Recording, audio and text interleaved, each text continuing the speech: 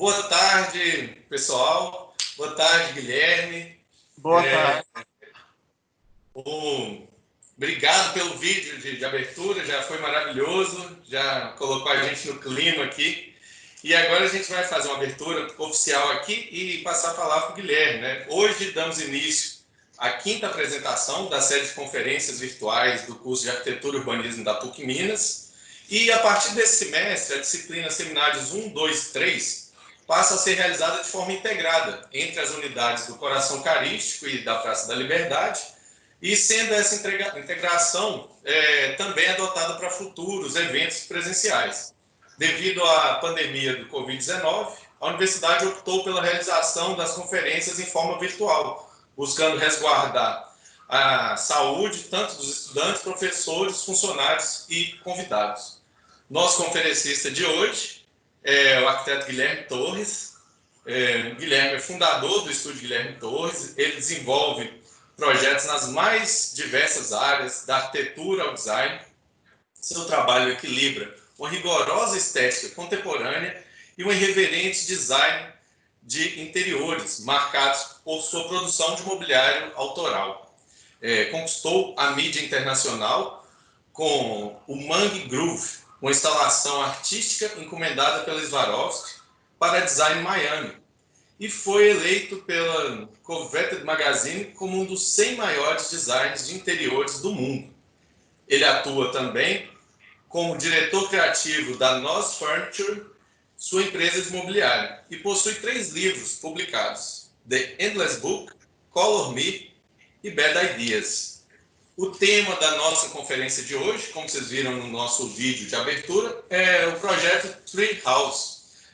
Agradeço muito a presença do Guilherme, aceitar nosso convite, e é um prazer aqui para a gente poder estar com vocês nesse momento e compartilhar com nossos estudantes e demais assinantes aí do nosso canal. Passar a palavra para o Guilherme. Muito obrigado pelo convite. Vai ser um prazer fazer essa experiência, que para mim é 100% nova. Hoje vou me sentir o Papa rezando a missa na Praça de São Pedro, sem um fiel, entendeu? Vou ter a mesma sensação aqui. Então, deixa eu dar um setup das coisas, colocar tudo certinho e vamos lá. Bem, primeiro, deixa eu me apresentar rapidamente e conseguir criar um contexto para essa casa. Tá? Eu sou o Guilherme Torres, sou arquiteto formado em 97. Eu abri meu escritório em 2001, né? Durante esse período de 97 até 2001, eu não considero como escritório, porque era a minha fase mais informal, né, no qual eu trabalhava sozinho, eu não estava ainda totalmente estruturado, então eu conto minha carreira a partir de 2001. Né, a fundação, é a parte assim, quando eu já tinha uma estrutura física estabelecida. Né, e agora eu já estava praticamente fazendo 20 anos. Eu sou paranaense, sou do interior do Paraná, de Londrina, e moro em São Paulo há 10 anos. Tá? Hoje, a minha carreira a gente tem obras, um portfólio espalhado pelo Brasil, temos obras em outros países, então tem sido uma trajetória muito interessante e vai ser um prazer conseguir dividir um pouco desses trabalhos com vocês. E para a gente fazer um estudo de caso até de uma das obras que geralmente mais chamam a atenção, eu escolhi a gente fazer sobre essa tree house, né, que eu chamo. E uma coisa até também que é interessante a gente colocar, que às vezes me perguntam também por que todos os nomes, né, das obras estão em inglês. Mas o motivo disso é que fica uma forma mais simples também da gente conseguir se comunicar globalmente. É uma coisa que eu percebo é que nós, ainda como arquitetos e arquitetos brasileiros, nós temos oportunidade de mostrar nosso trabalho mundialmente. Então, essa é uma forma, né, da gente conseguir ficar com uma linguagem que seja assim, inteligível a todos. Por isso, eu editei livros em inglês, por isso o site é em inglês e por isso o nome das obras. Fica mais universal quando a gente vai fazer uma pesquisa e alguma coisa. E é muito difícil se eu fosse assim, escolher uma obra ou nominar uma obra e falar assim, olha, qual obra você acha mais legal? Eu tenho várias, de vários momentos da minha carreira, que representam várias coisas para mim. Mas eu escolhi a Treehouse por um motivo. Eu acho que ela tem coisas assim que a tornam únicas. Existem algumas situações na vida da gente que eu poderia dizer que assim, é como se fosse uma tempestade perfeita. Em que sentido? Nesta obra eu tive o meu momento ideal, com um terreno ideal, com um cliente ideal e com um executor ideal. Então houve assim, um pool de condições que favoreceram muito esse projeto. Falando um pouco mais dele também, ele, para mim, ele também representou uma certa cartaz, porque eu fechei com esse projeto um ciclo meu de 20 anos, porque quando eu fiz meu trabalho de graduação, eu fiz uma Opera House em Curitiba, e meu trabalho de graduação foi um trabalho que eu me inspirei, me reverenciei muito no Ren Koolhaas. E essa casa, e várias coisas que eu estudei naquela casa de tensão, de desdobramentos e tudo, essa casa materializou 20 anos depois. Então, ela, para mim, ela tem uma representatividade emocional também muito grande, né? E na qual eu acho também que consegui colocar algumas coisas que eu já vinha uma vontade de fazer há muito tempo. Sempre também que a gente vai conversar a respeito de processos criativos e tal, eu sempre explico também, né, que todo processo ele vem de várias e várias e várias tentativas, né, depois que surgem situações que vão dar. Então, vou começar a contextualizar essa casa e falar um pouco dessa obra, começando pelo terreno. Porque uma das coisas também que eu acho que são sempre preponderantes para um trabalho de arquitetura, e principalmente para um trabalho de arquitetura residencial, é a observação do terreno, do entorno, você ter esse entendimento do que está acontecendo ali. Quando eu visitei esse terreno, para mim foi tipo uma cartaz. Eu cheguei, eu olhei e falei, me veio já uma ideia muito formada na minha cabeça, muito sólida na minha cabeça. E quando eu conto a história, eu não quero me fazer assim que eu estou falando uma história resumida, mas realmente a mais pura verdade. A gente se conheceu, eu e os clientes, somente no dia que eu fui fazer a visita ao terreno, né? O processo de fechamento de projeto, tudo foi tudo feito com o escritório, sem a gente ter sem a gente ter conversado antes.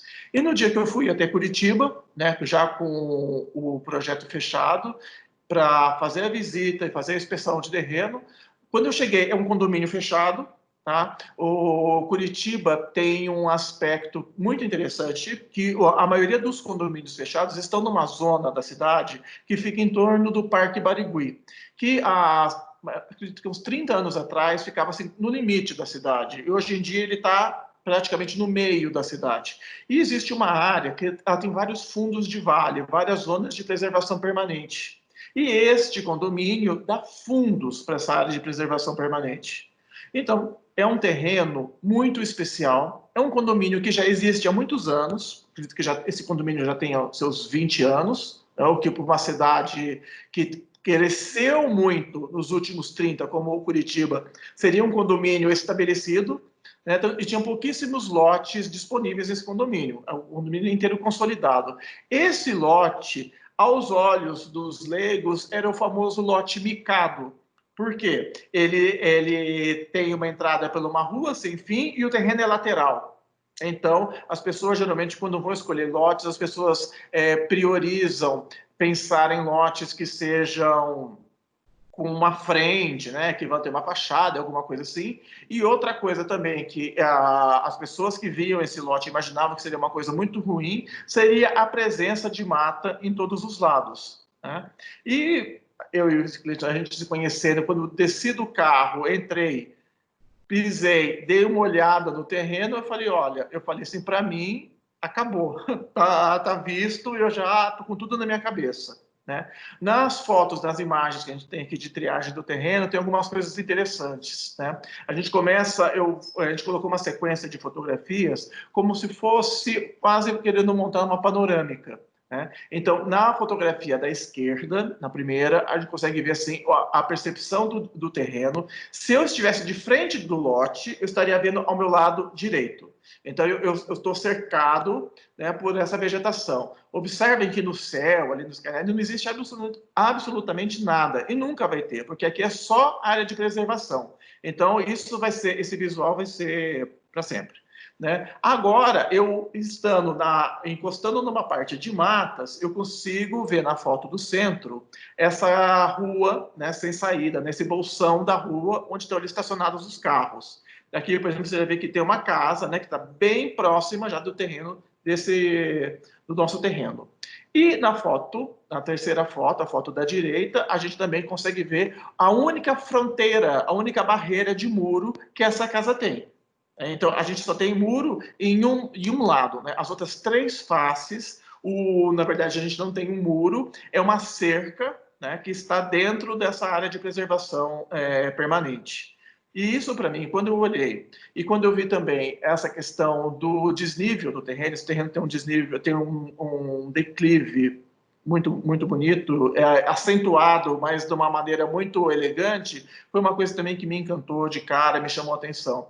E quando a gente estava no meio do terreno, fazia assim 5 minutos que a gente estava caminhando pelo lote, né, e a gente ainda sem intimidade nenhuma, eu olhei para ele e falei assim, quando você era criança, você tinha alguma fantasia, assim, você tinha vontade de ter uma casa na árvore? Ele olhou para mim e falou assim, mas toda criança tem, né? Eu virei para ele e falei assim, então quem sabe teus desejos não serão atendidos. Ele olhou para minha cara e falou assim, mas como assim? Eu falei, daqui a 30 dias a gente volta a conversar. E o que aconteceu? Simplesmente pegamos e falamos assim, ó, tá visto, vamos, ok. Fomos embora, fomos almoçar, começamos a conversar, escutei muito deles, mas eu falei assim, olha, assim, para mim, assim, eu recebi eu tenho uma visão muito clara do que eu vou fazer. Mas é uma coisa que eu não tenho nenhuma coisa para te mostrar, nenhuma similaridade, eu não vou conseguir estabelecer nenhum parâmetro. Então, para não falar e te dar uma coisa diferente, eu falo assim, tenha um pouco de paciência e eu vou organizar meus pensamentos, eu vou conseguir colocar isso de uma forma, de uma narrativa que fique claro o que eu quero fazer, mas se prepare. E dando essa mensagem para o cliente, né, e você é uma pessoa extremamente agradável, muito bacana, e que tem várias particularidades que eu vou revelando agora durante esse nosso papo. Né? Aliás, não é nenhum papo, né, um monólogo, né, mas tem algumas coisas que, para mim, eu sempre prezo muito quando eu vou ver pensar uma obra, alguma coisa. Né? E é muito difícil, por exemplo, para mim é quase em São Paulo, seria muito singular eu ter um terreno que me inspire. Geralmente o terreno ele te coloca mais limitações no sentido de você ter que criar situações de privacidade, ter que criar situações de segurança, né, ter que criar situações de aproveitamento de espaço. E nesse terreno, nenhuma dessas três coisas aconteceram. Não tive que me preocupar com segurança, não tive que me preocupar com espaço, não tive que me preocupar com privacidade. Então, é uma situação completamente diferente.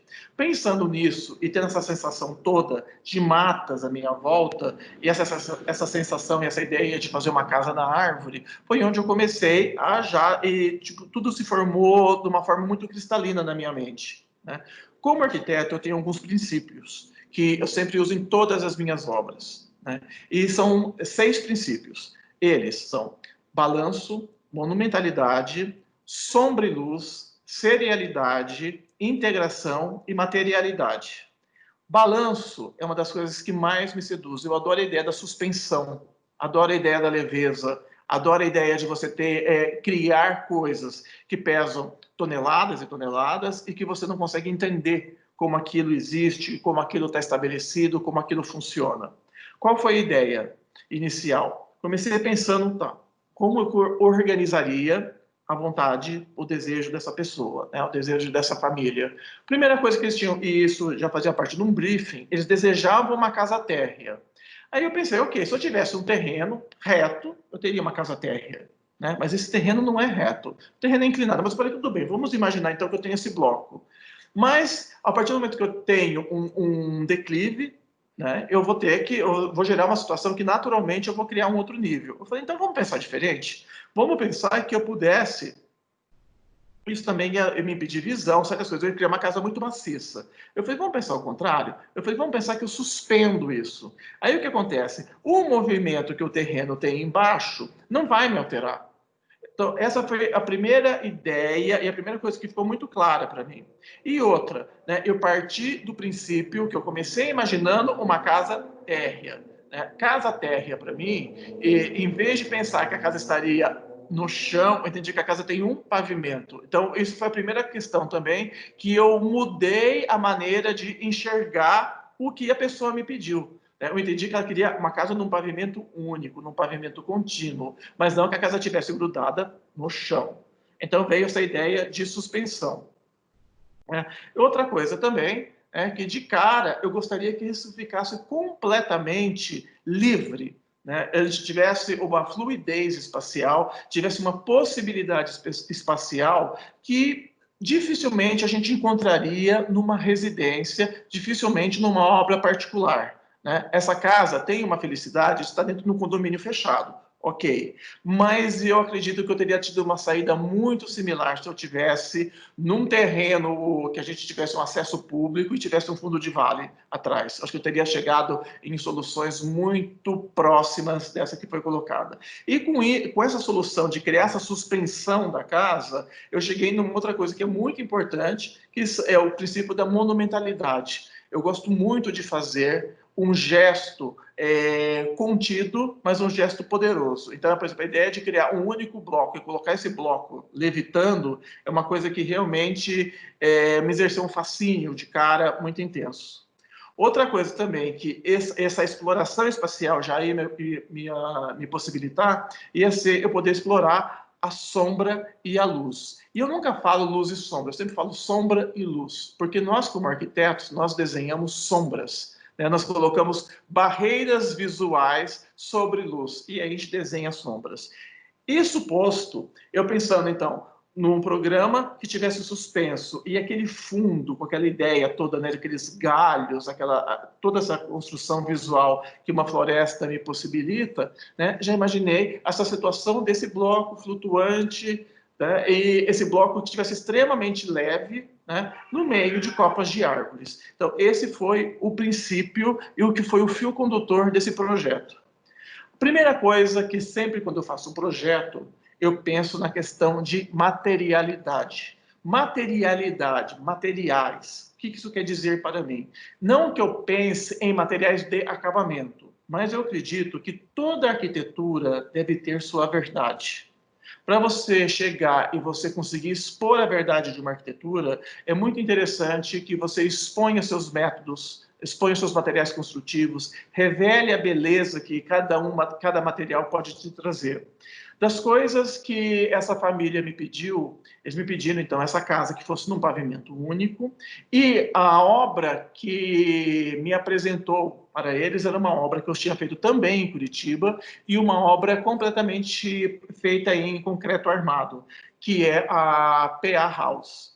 Então, eles conheceram aquela casa, não conheciam os proprietários da casa, pediram para serem apresentados a eles por amigos em comuns, foram visitar a casa e ficaram fascinados com aquilo. E quando eles chegaram para mim, falaram assim, olha, a gente te conceder muita liberdade, mas uma coisa só a gente quer te pedir, que a casa seja de concreto, inteiro de concreto aparente. E esse pedido, já na nossa reunião, eu falei, olha, eu não vou conceder esse pedido para vocês. E eu não vou concedê-lo porque eu não acredito que seja a melhor solução para cá.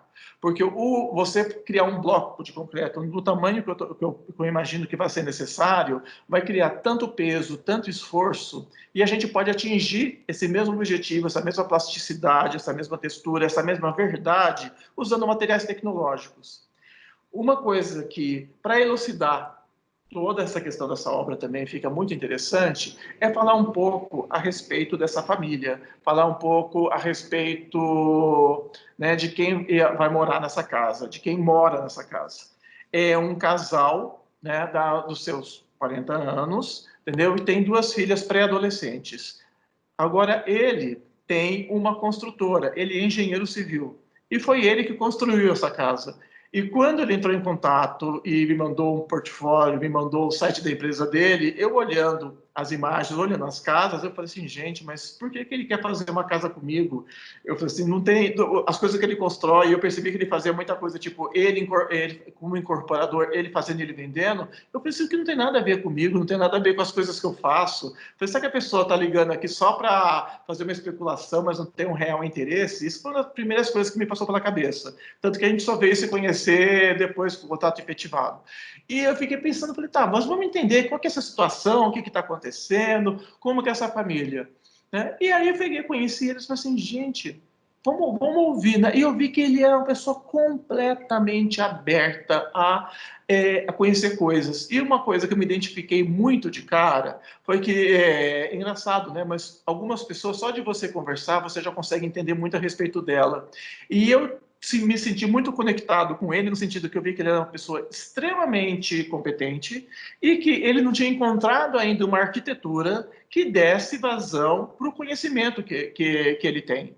Porque ele fazia, então, casas, né, com um estilo, vamos falar, neo alguma coisa, que era o gosto, de repente, que as pessoas pediam para ele tudo, só que ele fazia isso com alta tecnologia. Ele, assim, um pioneiro no uso de steel frame, de light frame, usa todos os tipos de inovações, sabe, assim, uma pessoa que pesquisa muito, uma pessoa que extremamente meticulosa, né? Ele tem uma empresa familiar, no qual ele é sócio do pai dele e do irmão dele, e vendo o jeito que eles trabalhavam, vendo as coisas que eles falavam, eu falei assim, gente, eu falei assim, ou eu estou muito certo, ou eu estou muito errado, eu falei, mas acho que isso aqui vai ser um divisor de águas para todo mundo. Sabe assim, vai ser um processo de cartaz para todo mundo. E depois desses 30 dias que eu tinha pedido para ele, para ver o projeto, quando ele chegou no escritório, foi isso que ele se deparou. Um estudo volumétrico. Não tinha planta, não tinha projeto, um projeto tradicional, porque a primeira coisa que eu pensei foi, será que a minha ideia funciona? Então, a primeira coisa foi, colocamos uma ideia, que eu tinha feito aquele primeiro rafting, colocamos essa ideia no modelo, né? Construímos um modelo interno, né, feito dentro do próprio estúdio, né, feito aqui de papelão e de madeira balsa, construímos esse modelo para mostrar. E chegamos para ele, colocamos esse pequeno modelo em escala na frente e falamos, olha, é isso. Ele pegou, olhou, sabe assim, com o olho brilhando e falou assim, adorei. E acabou de novo a reunião. Então, tipo assim, eu acho que todas as nossas reuniões decisivas foram reuniões de 1 minuto. Sabe assim, não mais que isso. Você quer ter uma casa na árvore? Quem não quer? Que tal? Adorei. Foi só isso. Era tão fácil, tão um processo tão interessante, tão fácil de conduzir, que realmente era assim, assustador, né? Porque nós somos assim, acostumados, e uma das coisas assim, na profissão de arquiteto é sabermos lidar com as diversas dificuldades que vão se construindo e vão apresentando o tempo todo. E aqui o processo foi completamente diferente, foi um processo extremamente aberto. Então, o que aconteceu? Né? Colocamos essa maquete de madeira balsa na frente, ele falou, ok, prossigam, eu quero saber mais. Eu expliquei para ele, professor, a casa vai se distribuir, né? Só com esse modelo, eu já tinha uma visão clara, eu falei assim, nós vamos fazer a piscina em cima, no centro, de um lado, o bloco vai ser um bloco de área social, o outro lado eu vou ter um bloco de área íntima. Né? Área social, para mim, é onde eu também é todo o convívio social, ou seja, para mim, não estou falando de uma coisa para visitas ou coisa assim, é a área de convívio da família, né? E a parte íntima e a piscina no centro. Então, é uma coisa muito simples, né? Aí, agora a gente começa, né, a desmembrar e falar um pouco sobre os processos que me levam a essa materialidade, tá? Dentro disso, a gente vai ter primeiro a parte, né, e o estudo da topografia desse terreno. Então, imaginando que quando eu chego nessa rua sem saída, eu tenho uma cota zero, né, vamos chamar essa cota de cota zero, né, o terreno vai ter, na verdade, um aclive. Eu estava falando antes de declive, porque era uma questão de percepção, mas o terreno tem um aclive. Né? Então, você olha e você vê que ele tem 5 metros na parte mais alta dele. Né? E no nível da rua, eu estou no nível zero. Né? Nesse perímetro, eu tenho árvores, né, dos 3 lados. O único lugar que eu tenho um muro de divisa com a casa do meu vizinho é bem aqui onde a gente percebe o terreno seccionado. Né? É nessa parte que nós temos o muro de divisa. Depois, evoluindo isso, a primeira coisa que a gente fez foi determinar o perímetro em que era possível ser construído. Então, o que acontece? Quando a gente fez e pediu o levantamento topográfico do terreno, pedi para que fosse feito um levantamento muito delicado e muito complexo, que me desse não simplesmente o gap, né? Não me desse só a bitola das árvores que estavam em volta. Tá? Dentro do perímetro de terreno dele, são acho que 22 ou 23 árvores, porque grande parte do que a gente vê como essa mata toda em volta já é uma zona de domínio público, né? Mas a gente não percebe nenhuma divisa nem nada, porque as copas ocultam isso tudo, né? Então a gente pegou e estabeleceu um perímetro, que vamos chamar que é um perímetro de clareira. Então, quando a gente conseguiu perceber essa clareira, a gente trabalhou dentro do módulo. Tá? Esse módulo tem 11 por 48 metros. Então, uma vez que a gente estabeleceu esse perímetro e essa clareira, o que foi feito? Colocamos um grid em cima. Né? Então, esse grid estabeleceu então, um ritmo, né, de 6 seções de 8 metros, né, numa malha de 2 vezes 5,5 metros. E com isso, a gente conseguiu criar essa linha toda, né, e criar esses 21 pilares estruturais. Então, a casa toda vai funcionar em cima de um sistema completamente modular. E a inspiração, e quando eu comecei, quando eu racionalizei este projeto em minha mente, eu pensei, por exemplo, na casa Farnsworth. Imaginei uma casa realmente, né, toda metálica. E a primeira coisa que me veio nesse projeto foi fazer uma casa toda metálica. Aí pensei um pouco mais e falei, tá, mas a questão, né, do metal, a questão de eu então, entender a casa suspensa, imaginei como se fosse a casa Farnsworth, só que mais alta. Mas em volta de toda essa questão de mata, e também pensando em elevar um volume nessas alturas, não tem como eu deixar de falar ou deixar de pensar na Lina Bo Bardi, que é uma das minhas maiores musas inspiradoras. E a casa de vidro me veio na cabeça também de uma maneira muito forte. E eu tomei uma decisão também um tanto quanto radical, que foi realmente seguir essa inspiração na casa de vidro assim aos extremos. E levei a mesma seção de pilar da casa de vidro para essa obra. Então, é um pilar extremamente esbelto, um pilar que tem 15 centímetros. Tá? E chega a 9 metros de altura de vão livre, né? O pilar inteiro tem 15. Então, para a gente, dos pilares mais altos. Então, para a gente conseguir chegar nesse resultado, e isso é um resultado que visualmente eu entendia que era muito importante, porque as colunas iam estar criando toda a função dela estrutural, só que ao mesmo tempo elas iam praticamente se mimetizar nessa mata já formada. Então isso foi uma ideia que me era muito clara. Né? Outra coisa que foi muito importante também definir desde o estágio 0 foi como funcionaria a circulação dessa casa. E a circulação dessa casa, então, a ideia foi criar, né, essa caixa, né, esse prisma que está instalado aí numa extremidade, tá? E que é logo depois, então, quando eu saio dessa zona, desse bolsão, onde eu tenho essa rua sem saída. Então, no primeiro vão da casa, onde a casa está mais alta em relação ao terreno, a gente deixou essa área para ser ocupada como estacionamento, como garagem, que eu gosto de chamar até como parador de carro, porque ela não tem uma função, né, ela não foi projetada para ser, ela simplesmente é uma ocupação do vão livre que essa casa formou. Né? E daí nós temos esse prisma, né, que é o prisma de circulação.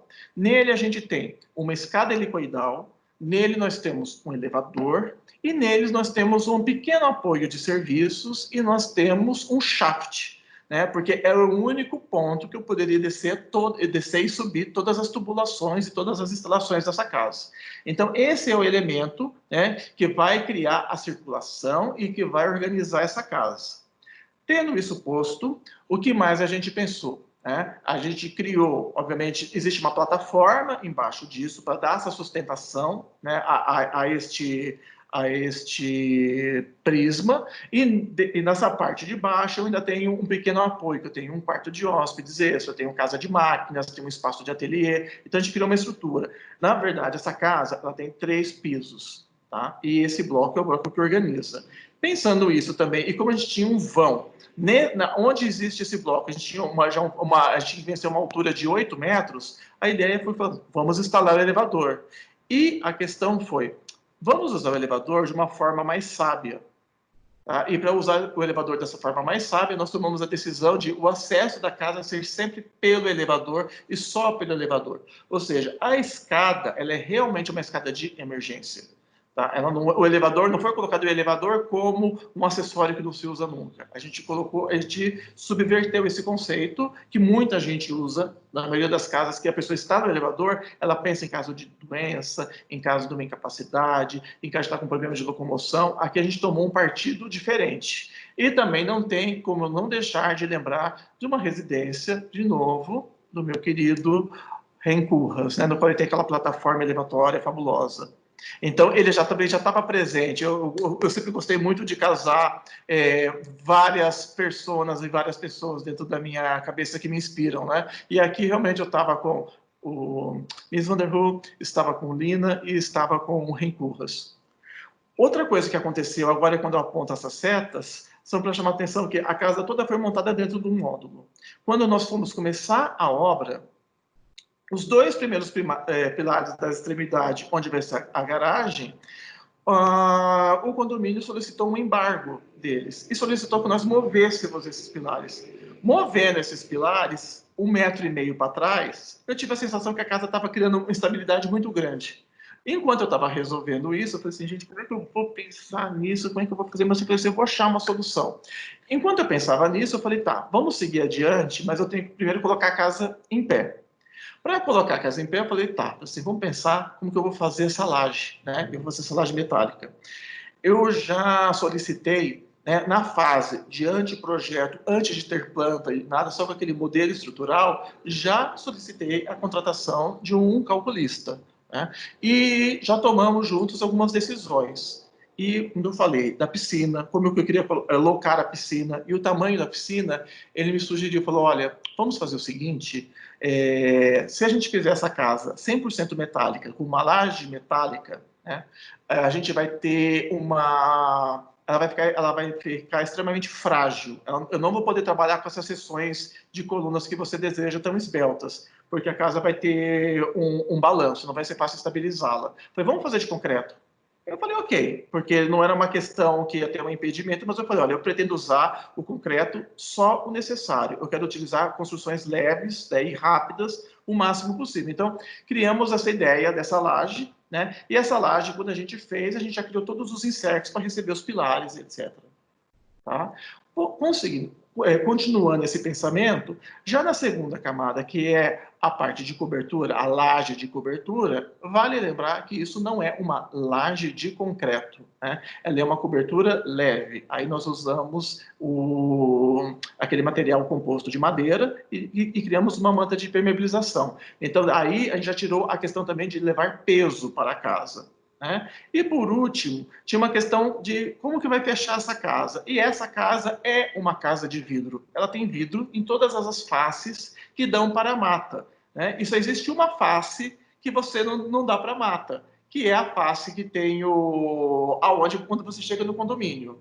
E agora, né, chega a parte da relocação das colunas, né, que saíam da base. É onde a gente está apontando agora com essas duas setas vermelhas. Quando moveu esses pilares, 1,5 metro ou 2, parecia muito pouco, falando em termos de medida, eu fiquei com uma sensação que a casa estava extremamente desbalanceada. Parecia que tudo deixou de fazer sentido porque você perdia esse jogo tão delicado, tão sutil de elementos. E aqui isso me incomodou demais. E a casa começou a construir e esses pilares já afastados. Foi aí que me veio uma ideia, né, de evocar o Rencurras do meu período de faculdade, do meu período do meu TCC, de 1997, quando eu tinha feito essa Opera House em Curitiba. Eu falei, gente, será que foi uma mensagem que eu tive do túnel do tempo? Será que eu tive algum contato que era para eu usar essa referência? E me veio a Vila d'Alva na cabeça. Eu falei assim, é agora que eu vou fazer uma floresta metálica. E eu cheguei e propus a adição de 122 colunas metálicas cenográficas, né? Todas fora, né, do eixo cartesiano, do eixo normal, para criar esse simulacro, né, e ocultar onde estava o nosso real esforço de tensão. Então, e fiz essa proposta de novo, e veja, né, eu saí de 21 pilares estruturais e adicionei mais 122 colunas cenográficas. E, de novo, também, foi uma ideia que eu levei, e eu já levei muito preparado psicologicamente para um não. E ele teve a mesma reação da primeira reunião, a mesma reação da segunda, foi nessa terceira. Olhou para minha cara e falou assim, eu adorei. Aí eu falei, realmente, será que essa casa vai acontecer? E foi impressionante, a casa aconteceu. Falando agora na questão, né, de serialidade, né, que é essa questão de você deixar todo o material usado, né, na sua nível, no seu potencial máximo, o que nós temos então são as estruturas metálicas que elevam essa casa, o vidro, que é apenas um fechamento, né? E nós temos uma empena cega nessa casa. Essa empena, eu já escolhi o material, que era um material leve e que não deixa de ser cimento, não deixa de ser concreto, mas é um material com concreto extremamente leve, que é uma liga entre concreto e cartão, né? Um tipo de papel, que chama-se Viroc. Então a gente usou esse material que ele é um cimento de altíssima tecnologia, extremamente leve. E fizemos então uma fachada cega, né? Porque essa casa ela olha somente para a natureza, ela nunca olha para a rua ou para coisas assim. E uma outra coisa também que ficou extremamente arrojada e foi assim a finalização, a parte assim, mais interessante quando foi feita essa criação, que foi o projeto de paisagismo, que foi um paisagismo, né? Não no sentido de se plantar, de se adicionar coisas, mas um paisagismo extremamente arquitetônico, né? Que foi criado por um grande parceiro meu, que é o Alex Hanazaki, e também nós somos grandes amigos pessoais, e que a referência realmente foi, assim, eu fiquei pensando muito em obras do Louis Kahn, né? Que ele sempre mimetizava curvas de nível e fazia coisas desse tipo. Então a gente fez o quê? Nós simulamos as curvas de nível desse terreno, né? Criando um traçado extremamente geométrico, só usando concreto, brita, e criamos um caminho de água que passa em volta disso tudo. Essa é a nossa solução final deste projeto. Tá? Aí, nós temos, então, essa imagem, tá? E quando eu apresentei a imagem da casa, né, quando nós chegamos na fase de ter alguns modelos tridimensionais, né, já com os pilares e tudo, eu já chamava essa vista, né, que por mais que nós temos feito essa colagem, né, com essas árvores muito altas, pessoas em volta e tudo, eu falava assim, isso aqui é completamente uma visão fantasiosa, né, e eu chamava isso aqui de visão dos macaquinhos, que eu falava assim, olha, a única coisa que poderia ter uma visão da casa de vocês assim, seriam os macaquinhos, só que se eles tivessem visão de raio-x, né? Porque as árvores são coladas na casa. Mas isso aqui é uma ideia da gente conseguir compreender melhor como funcionavam as proporções dessa residência, né? Então a gente consegue perceber que existe, né, toda essa permeabilidade embaixo, né? Existe toda essa integração e essa ideia de se criar uma praça. Né? Então a ideia dessa casa é que embaixo dela ela é praticamente de domínio público. Entendeu? Tipo, a gente já várias vezes existe nesse condomínio a situação que as crianças estão brincando, crianças de vizinho, que nem outras idades, que não são amigas das filhas do meu cliente, estão brincando embaixo da casa, sabe? Porque isso aqui é uma casa que ela não tem barreira nenhuma, né? A única entrada que existe, o único acesso dela é um elevador, que é uma porta preta que só abre com leitura digital num cubo preto metálico. Então, é muito sutil a forma que essa casa opera, né? E justamente a ideia também que, né, a casa ative esse tipo de experiência lúdica é uma coisa que me atrai muito, né? Que também foi uma oportunidade assim ímpar de poder projetar uma casa pensando nisso. Né? Outras soluções acabaram acontecendo de uma forma muito natural e muito intuitiva. Né? Falando um pouco sobre como agora funciona, né? Nesse corte longitudinal, é muito fácil entender então a ideia, né? Que a casa era esse primeiro volume de piso único, de piso contínuo, né? No qual a gente realmente não tem nenhuma barreira, né? E você consegue se mover entre essas duas áreas distintas, né? Um setor íntimo, que nessa imagem está na nossa esquerda, e o setor social, que está à nossa direita. No centro disso tudo, uma piscina. Né? E veja, essa piscina tem a profundidade normal, de uma piscina residencial, tamanho normal, então realmente é uma estrutura muito intrigante do ponto de vista de engenharia. Né?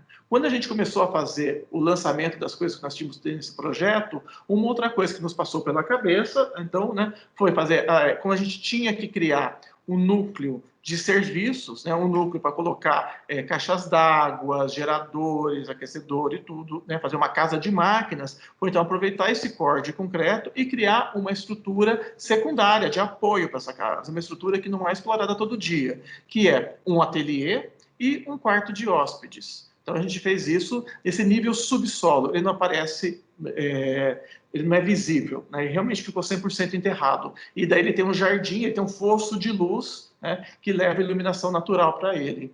E à direita, à esquerda, a gente consegue ver ali no corte também alguma coisa que chama a nossa atenção. E é aquilo, na verdade, que é aquilo lá é uma ilha, é um lounge que nós criamos para fazer uma área de lazer. Porque também essa experiência de você poder caminhar, poder estar embaixo da casa, poder passar por baixo da casa, poder brincar com a casa, mas não ficar, não permanecer, não curtir essa experiência, né? Deixar simplesmente uma coisa que você só olhasse de longe, mas você não caminhasse por isso, foi uma coisa que nos incomodou muito, incomodou a mim, incomodou a Hanazaki. Ele falou assim, vamos propor uma área de lazer que também só poderia existir nessa casa. Então, o que a gente fez foi criar um lounge, no qual nós temos tipo, uma grande sala de estar, né, uma mesinha baixa que vira uma mesona, que vira uma churrasqueira, que vira uma ilha com pia, com tudo.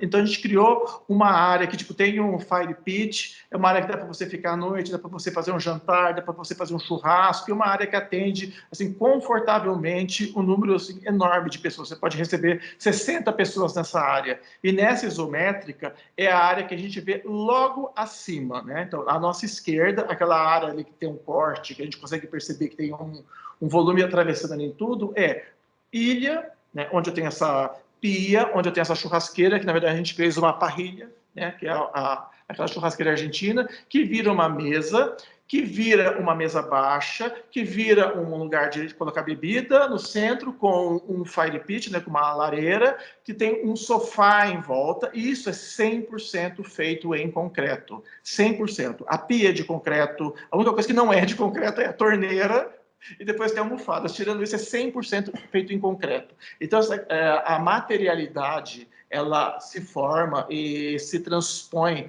dessa forma, tá? Nós temos o espelho d'água, então, que começa atrás dessa linha e ele vai criando, né, conforme vão descendo esses níveis. Esse escalonamento que a gente propôs aí está de 30 em 30 centímetros, então existem essas constantes quedas d'água, existe essa marcação por curvas de níveis. A gente chega no platô, onde fica esse cubo, onde nós temos, né, esse prisma, onde nós temos a caixa de elevador, shaft e escada de serviço, e nós temos perpendicular a ele a área de fosso de luz. Tá?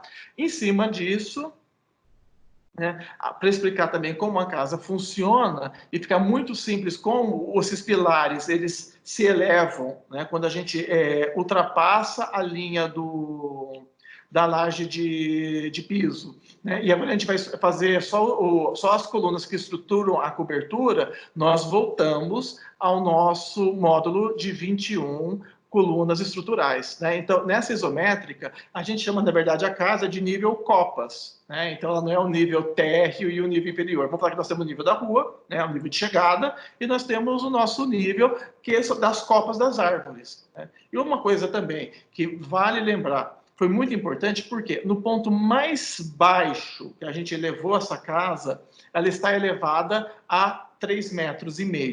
Ou seja, ela está, no final das contas, elevada a 3,5 metros, está elevada a 12 metros na outra extremidade, em cota piso. A gente fez isso porque a gente colocou na maior cota de cobertura permitida pela legislação municipal. A ideia era levar a casa o máximo possível, porque a gente queria, ao mesmo tempo, ter essa visão das copas das árvores, né, são árvores centenárias, a gente também queria conseguir ter uma entrada de luz natural, porque Curitiba é uma cidade, né, conhecida pelo seu clima, e eu já morei lá uma época, e realmente o que acontece, né, é uma cidade fria, só que vale lembrar que é uma cidade fria, tropical, né? Uma cidade fria num país tropical. Então, o que acontece? A umidade chega a ser 100% durante centenas de dias, acho que 200 dias no ano. Então, é extremamente úmido. Então, é muito importante que se tenha luz natural, luz solar. É muito importante receber luz do sol o tempo todo. Tá? Agora, vamos pensar um pouco, né, e tentar organizar a casa e tentar organizar um pouco as linhas, né, tendo um entendimento um pouco maior da questão de plantas. Né? À esquerda, vocês conseguem perceber, então, esse volume de lounge com mesa, com essa parte de ilha. Né? A parte que está em branco é a parte dos espelhos d'água.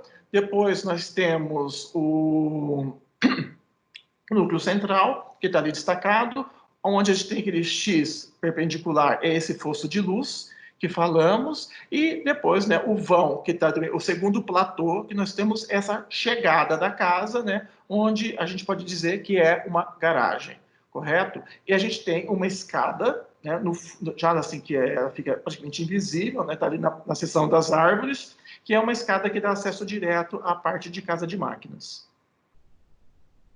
Agora, já pensando, né, na planta nível copas. Então, é bem interessante, né, que a gente consegue perceber todo o esquema estrutural, né, então, onde estão presentes os pilares, onde eles são necessários, né, e a maioria deles conseguindo ficar ocultos, porque todas as paredes foram desenhadas dentro desse grid. Né? Por exemplo, a esquadria, ela é contínua, né, ela nunca se interrompe em nenhuma parede. Então, a gente criou de uma forma, né, que a casa ela trabalha 100% independente. E isso, para mim, também é uma coisa muito importante. Eu não gosto nunca de propor uma arquitetura contemporânea que ela crie um simulacro contemporâneo. Né? Então, ela não é uma arquitetura contemporânea de colagem, ela é uma arquitetura contemporânea, uma arquitetura modernista real. Então, seguir os princípios de Le Corbusier é uma coisa assim, fundamental. E, realmente, a fachada é independente, as janelas são independentes, a estrutura é independente, e é possível você reconfigurar essa casa de qualquer forma, né? Porque todas as paredes não têm função estrutural, são só funções de vedação.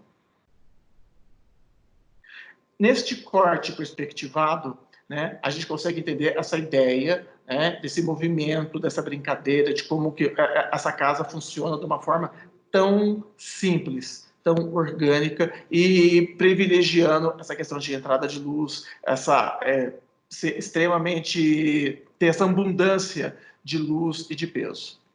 E essa imagem, né, já é uma imagem assim que para mim é extremamente forte e emocionante, que já foi o modelo finalizado. Né? Isso, na verdade, não é uma maquete, isso é um mock-up.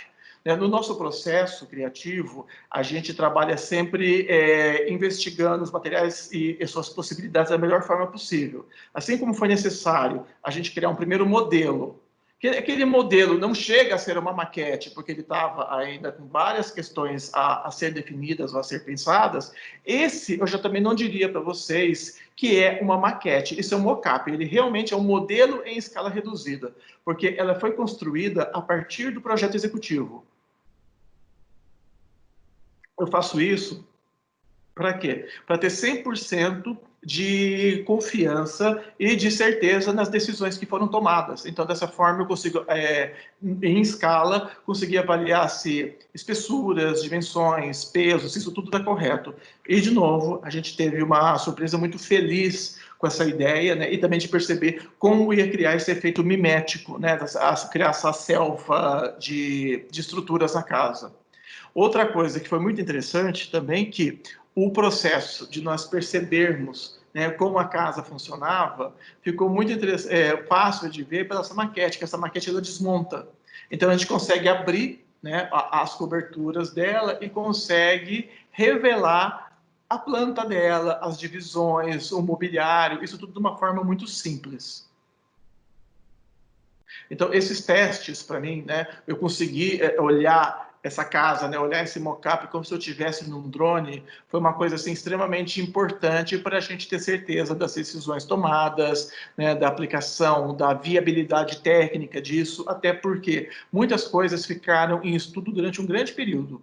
Essa é uma casa contratada em 2016, ficou pronta em 2018, com uma construção de 6 meses, mas com um projeto de 1 ano e meio, porque só o projeto estrutural demorou 1 ano, porque a gente teve que fazer uma série de ensaios para conseguir aliviar peso, conseguir achar uma empresa, né, e conseguir convencer que fossem fabricadas esses tubos, né, porque esses não são tubos comerciais, eles têm 1 polegada de diâmetro, e eu não abri a mão dessa sessão. Então, foram coisas... Houve longos processos investigativos para a gente chegar nesses formatos e nessas soluções. E agora, vem uma coisa que é muito interessante, que é como é feito. Né? Então, ao mesmo tempo que a gente lançou mão de soluções, vamos dizer que nenhuma solução foi 100% inovadora. Talvez foi a questão de você integrar as soluções, que foi uma coisa diferente e muito distante de uma realidade que a gente vê na construção civil. Né? Então, a primeira coisa que a gente tem aqui, né, dá para a gente observar que nós temos uma laje de concreto, né, com uma estrutura de vigas tradicionais, ancoradas nessa estrutura, né, dessas colunas metálicas, né, já com todas as inserções 100% feitas, de tubulação, etc. E, de novo, para a gente conseguir aliviar peso e também, óbvio, visando uma redução de custo, em vez de fazer uma laje maciça, optamos por fazer uma laje pré-moldada. Né? Então, a gente usa uma laje leve, né, com isopor e viguetas, e conseguimos vencer isso tudo. Porque o nosso grande desafio era colocar, na verdade, em suspensão um peso de água tão grande, né, e numa seção tão fina. Depois, né, uma visão também gosto bastante, e também acho que ela ajuda muito a entender como a casa está posicionada, né, é essa visão de drone, né, onde a gente vê o guindaste, né, e esse guindaste já estava começando tanto a levar material como levar os pilares. Então, consegue perceber o grid de estruturas, né, onde você tem a amarração com os pilares que saíram de piso, já entender o complexo tipo de caixaria que a gente teve que fazer, porque esse peso da piscina, ele não está distribuído somente nos pilares mais próximos, ele se distribui em toda a estrutura. E essa é a beleza desse projeto estrutural. Né? E uma outra coisa que nos chamava muita atenção era em relação a, de forma alguma, cortar alguma árvore. Então, a gente conseguiu também trabalhar embaixo da altura dessas cotas, sabe? Foram preservadas as árvores ao extremo. É interessante, inclusive, na foto da direita, quando a gente olha ali à esquerda, você vê que as árvores estão 100% preservadas, e que essa clareira é muito clara, como que ela ficou estabelecida. Nessas próximas 2 fotos, a gente consegue também ter um entendimento do sistema de estruturas, né? Ou seja, essa laje já curada, né, ela pegou e recebeu novos inserts metálicos, né, recebeu essas novas colunas, e agora vai entrar as estruturas leves. Então, agora é uma estrutura de colunas e pilares metálicos muito leves, né, porque eu já tenho esse core de concreto. Todas as paredes são de drywall, que fazem todas as divisões da casa. Esse drywall é trabalhado com seção dupla de alumínio, trabalhado com USB, uma manta de isolamento, né, com material reciclado, que é de PET, tá? E depois ele recebe o drywall. Então, ela tem uma resistência e uma capacidade acústica muito superior a uma parede de alvenaria, muito mais leve e 100% flexível. Né? Os canos dessa casa também são aquela tubulação que é uma evolução, um tipo de PEX, então são canos também 100% flexíveis, que você faz toda a instalação e toda a operação dela só por encaixe. Né? Então também é uma solução muito diferente do que a gente está acostumado a ver no dia a dia da construção civil. Notem que a cobertura também está, de novo, né, com essas placas de USB, né, depois ela recebeu uma placa de um material mais reforçado, também de madeira, e depois uma manta, né, que é aquelas mantas de impermeabilização que não são vulcanizadas. É uma manta que o nome comercial dessa aqui é Alvitra, esqueci do nome técnico para esse tipo de material. Né? Mas a gente já consegue também ter esse entendimento que isso tudo foi muito rápido. Né? A maioria desses processos, né, que a construção, dentro de 6 meses de construção, a gente teve, obviamente, adversidades climáticas, que em Curitiba é uma coisa muito comum, e, na verdade, o arranque da casa, esse sim foi complexo. Né? A gente conseguir começar essas estruturas, né, criar todas essas sapatas que iam estruturar isso, e criar todo o core de concreto que está saindo do subsolo. Isso demorou 3 meses. O restante da construção demorou outros 3, 100%. Todas as outras etapas foram 3 meses. Até para mim, essa casa tem, na minha memória, ela tem só 3 meses de construção, porque até então era um barreiro na primeira fase. Né?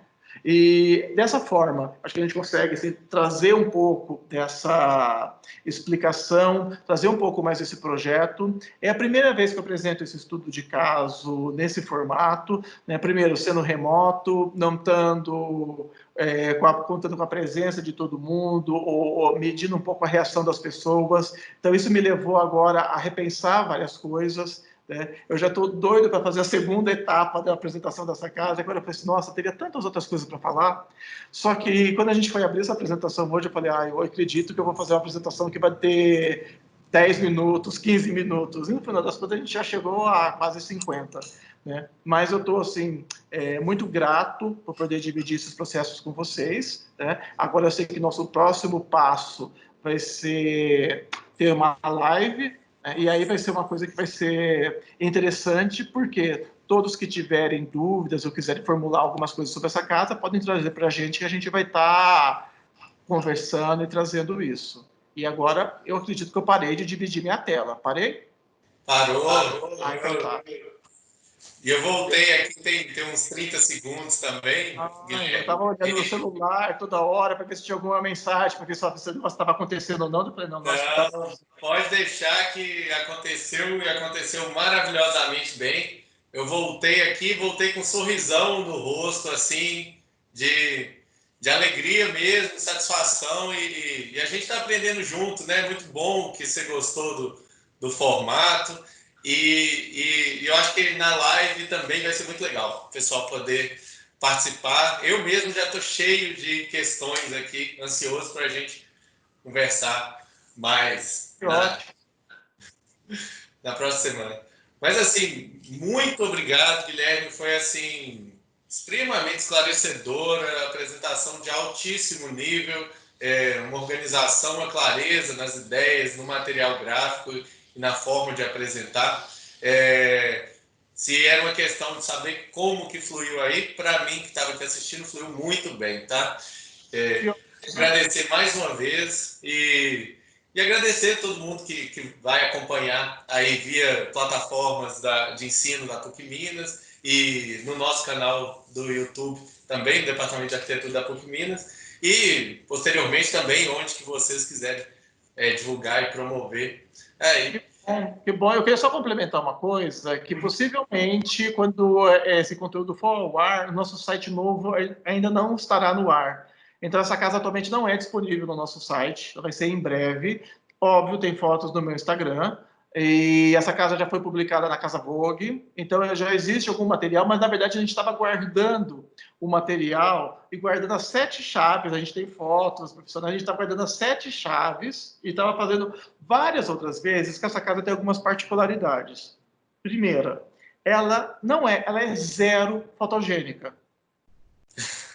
Zero, entendeu? Ela é tipo assim, a experiência que você tem pessoalmente, entendeu? E ela em fotografia são duas casas completamente diferentes, no sentido de emocional ou qualquer coisa assim. A gente ainda procurou, realmente, no começo, mostrar um vídeo e não mostrar fotos, para ver se o vídeo conseguia transmitir alguma coisa.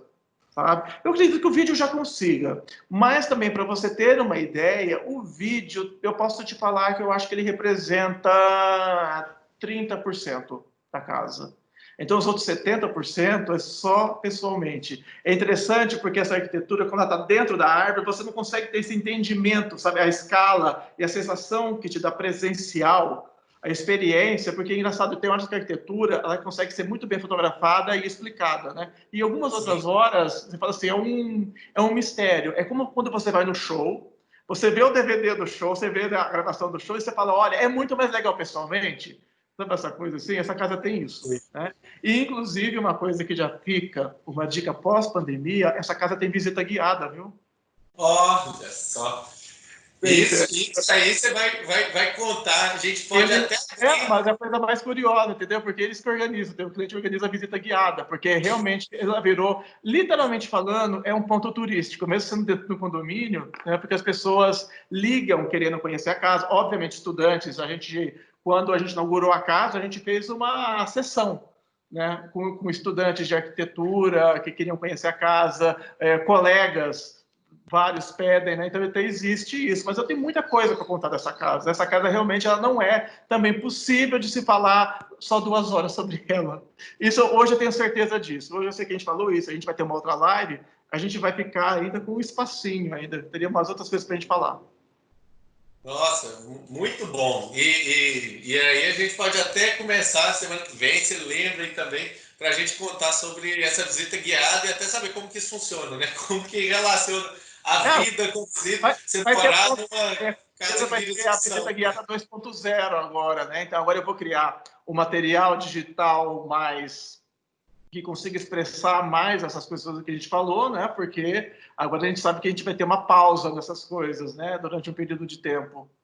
Né? Mas é uma experiência muito única, né? Como eu falei, esse tipo da casa que, olha, só de eu falar sobre ela, para mim é muito emocionante, sabe? Eu estava assim, me segurando enquanto eu estava explicando aqui.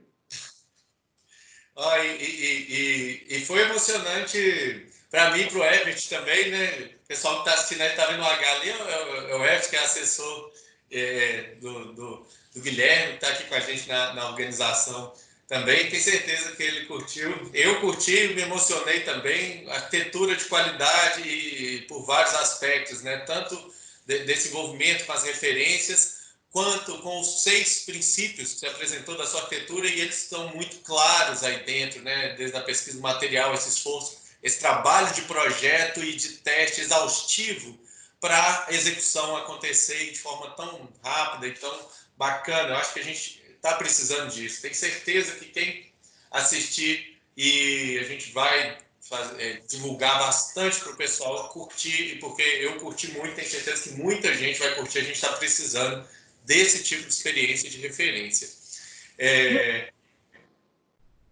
Sim? Não, eu estou super satisfeito, super feliz. Eu fico no aguardo, entendeu? Então, da nossa live, entendeu? De receber as perguntas e de conversar com todo mundo. Tá bom? Tá bom. E aí eu vou pedir aqui agora, né, já que a gente está com material tão em primeira mão, tão fresquinho, assim, né, estamos com esse privilégio aqui, quem sabe, e já coloco aqui o convite para em próximos eventos, quando a gente passar dessa fase, dessas questões relacionadas à pandemia aí, mundial, né, que está afetando todo mundo, a gente tem alguma experiência aqui em Belo Horizonte, presencial, ou a gente leva os estudantes e se encontra aí em São Paulo. Vamos seguir afinando essa parceria, essa dobradinha Com certeza, vai ser um prazer. para frente. E aí eu vou pedir o pessoal da edição para colocar mais uma vez o vídeo aí, para a gente fechar com esse vídeo. Agradeço muito mais uma vez, Guilherme, e todo mundo que acompanhou e que assistiu aqui com a gente. Se quiser dar o tchau aí também. Esse vídeo também vai ficar só entre a gente, entendeu? Porque como eu usei uma música que tem direitos autorais, eu não vou poder ficar com ele, entendeu? Colocado direto, entendeu? Mas agora foi só para a gente ter esse aperitivo. Eu falei assim, não vale a pena, entendeu? Tá Tá bom? bom. Muito obrigado. Um abraço. Obrigado.